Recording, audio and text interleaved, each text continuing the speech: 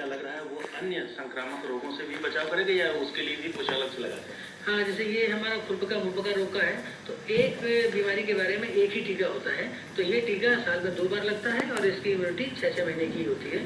तो एक तो इसका टीका लगवा लेंगे। इसके अतिरिक्त जो जीवाणु जनित रोग होता है, हमारा जो गला घोटू रोग कहलाता है या कहीं-कहीं घुरका भी बोलते हैं, जो कि हेमोरेजिक सेप्टिसिमिया, पास्चुरेल्ला मल्टोसिडा नामक जीवाणु से होता है। और उसकी खास पहचान ये है कि खुर-घुर की आवाज़ करेगा, जिससे खांसने की आवाज़ गले से। गले में आप देखेंगे तो सूजन होगी और जो श्वास नली पर जो प्रेशर पड़ता है जीवाणु के द्वारा, इसके कारण उसे सांस लेने में असुविधा होती है। नथनों से झाग निकलेगा और अगर ज़्यादा समय हो जाएगा तो खून भी आने लग जाता है। और बुखार उसमें 104 था, इसमें 106 से 108 डिग्री फ़ारेनहाइट पहुंच जाता है। और ये बीमारी इतनी घातक है कि अगर तुरंत ही आप चिकित्सक से संपर्क नहीं करेंगे तो 24 घंटे में पशु की मृत्यु भी हो सकती है। लेकिन इन 2 रोगों के अलावा अगर गाय या भैंस दोनों को मिलाकर के कहें तो कुछ और संक्रामक रोग हो सकते हैं? हाँ, इसमें देखिए एक तो ये बताया हमने, इसके अलावा आपने देखा कि कवक यानी कि फंगस, जैसे आप देखते हैं घर में डबल रोटी रखी है, उस पर कुछ स्पॉट या काले रंग के भूरे रंग के आ जाते हैं। उसी तरह से कि अगर पशु का राशन है, पशु का राशन अगर भीग गया और भीगने के बाद में आपने सोचा कि क्यों खराब करें, सुखा के खिला दें, तो उससे फंगल इन्फेक्शन यानी कि फंगस चला गया अंदर। और वो जैसे आप नाम सुनते थे कि ब्लैक फंगस के द्वारा बीमारी हो रही है आदमियों में, कोविड में काफी मृत्यु हुई, तो उसी तरह से इसमें भी फंगस के द्वारा जो फंगस जनित बीमारी है एफ्लाटॉक्सिकोसिस, एफ्लाटॉक्सिन वो जहर पैदा करता है और उससे पतले दस्त आने लगेंगे और पशु बेहोश हो जाएगा और फिर तुरंत ही मर भी जाता है। तो काफ़ी घातक है।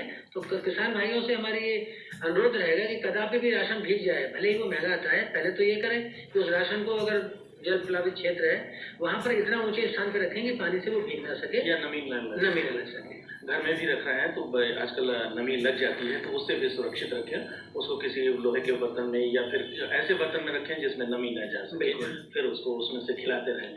लेकिन खान पान के दृष्टिकोण से अगर कहें, जैसा कि आपने कहा कि चारा के साथ वो चला जाता है, तो और भी सारी चीज़ें होती हैं, जैसे कि हरा चारा भी इस समय बहुतायत से होता है, मिलता ही है, तो उसका उपयोग हम लोग कर लेते हैं। हरे चारे पर भी निश्चित रूप से फंगस भी होंगे और जो संक्रामक जीवाणु विषाणु इन सब की उपयोगिता रहती है।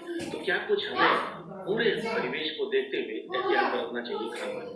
एक चीज़ हम और बताना चाहेंगे, आपने हरे चारे का जिक्र किया कि जो हमारे परजीवी होते हैं, उसमें परजीवी में भी जो हमारा जो घोंघे के माध्यम से एक परजीवी होता है जो कि फैलता है, तो तालाब के आसपास जो घास हो उसमें हमारा अनुरोध रहेगा कि पशुपालक अपने पशुओं को चराने न ले जाएं, कि वहाँ पर जो लिवर फ्लूट बीमारी है उसका मेरासीडियम लार्वा उस पत्ती के सारे पशु के पेट में चला जाता है और वो घोंघा के माध्यम से ये बीमारी पूरी होती है। अगर वो पशु वहाँ नहीं जाएगा तो हमारे पशु को ये लिवर फ्लू की बीमारी नहीं होगी, जिसमें कि आप देखते हैं दोनों पैरों के बीच में वो बड़ी सूजन आ जाती है, जिसे कहते हैं लोटा बन गया, और जितना पशु खाएगा उसका उत्पादन की क्षति होती रहती है। तो इस तरह से कुल प्रबंधन में हम लोग ये ध्यान रखें कि एक तो पशुओं का उपचार से बचाव बेहतर है को मानते हुए टीकाकरण करा लें। टीकाकरण निःशुल्क है, कोई भी आपसे कोई पैसा नहीं मांगेगा। और कोई भी अगर आपको समस्या होती है तो आप जनपद के मुख्य पशु चिकित्सा अधिकारी को बताएं। और एक हमारा टोल फ्री नंबर भी है। अच्छा, उसको बता दें। हाँ, उस पर आप हम नंबर बताते हैं तो उसको नोट कर ले किसान भाई, 1800 180 5141। 1800 मतलब 180-180-5141।